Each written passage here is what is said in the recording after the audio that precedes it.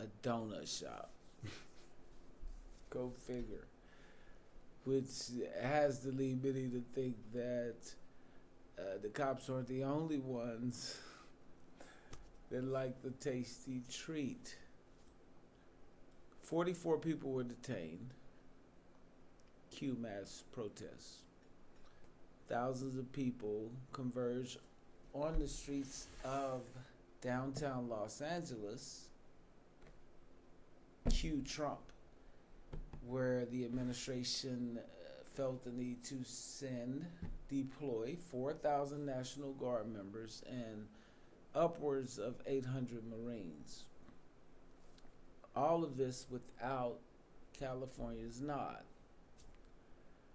which led to a lot of yes. Governor Newsom is currently suing the administration, suing the federal government for deploying the national services to Los Angeles. However, with an administration that really doesn't, some would say, follow the rule of law, we'll have to just wait and see what that gets us. The mayor is mad. LA's on fire, metaphorically and literally. And the last time the Marines were deployed to LA was in 1965 of what was called the Watts riots. And the story went blockbuster when the protesters erupted after the National Guard ended up in LA, throwing bricks with some flashbangs. A few vehicles were lighting up downtown LA. The LAPD got caught in the crossfire, and a couple of journalists as well who were reported to be getting hit by some rubber bullets. But when it comes down to it, when your answer is call out the troops on the people, it's usually not the people.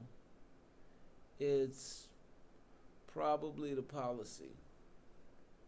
And shortly after, on June 7th and 8th, the Texas two-step came into play with Austin and Dallas joining in the demonstrations and the melee, with Austin having reports of people graffitiing federal buildings, and Dallas reporting people blocking bridges and protesting.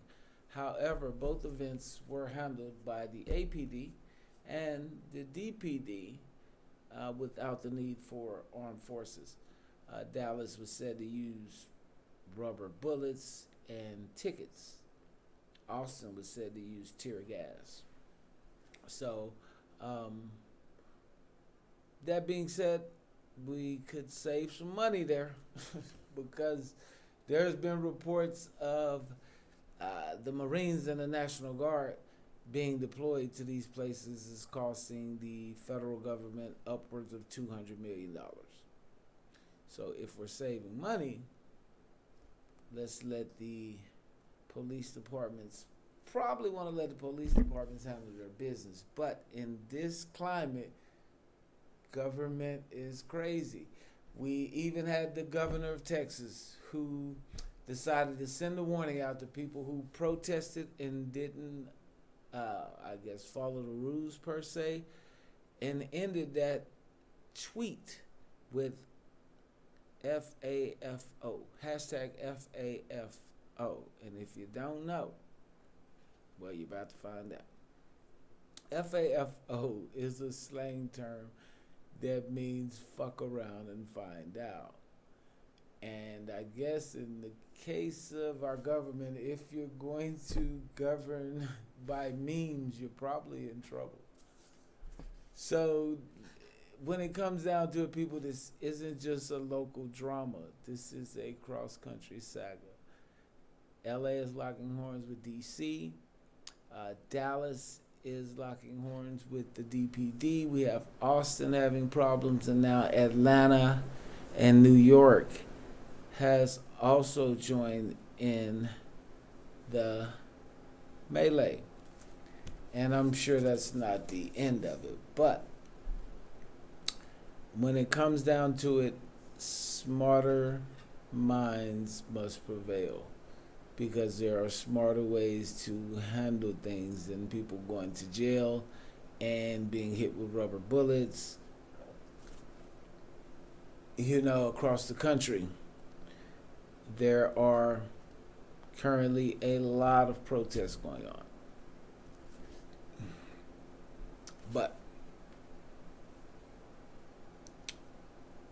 let's pivot from throwing things at cops to working on what actually moves the needle. Number one, economic boycotts. Hit ICE funding where it counts. At one point, there was a organization called Defund the Police. So if you can't loot, just stop buying. Find out what businesses they are tied to, because they have to be paid too. Economic boycotts.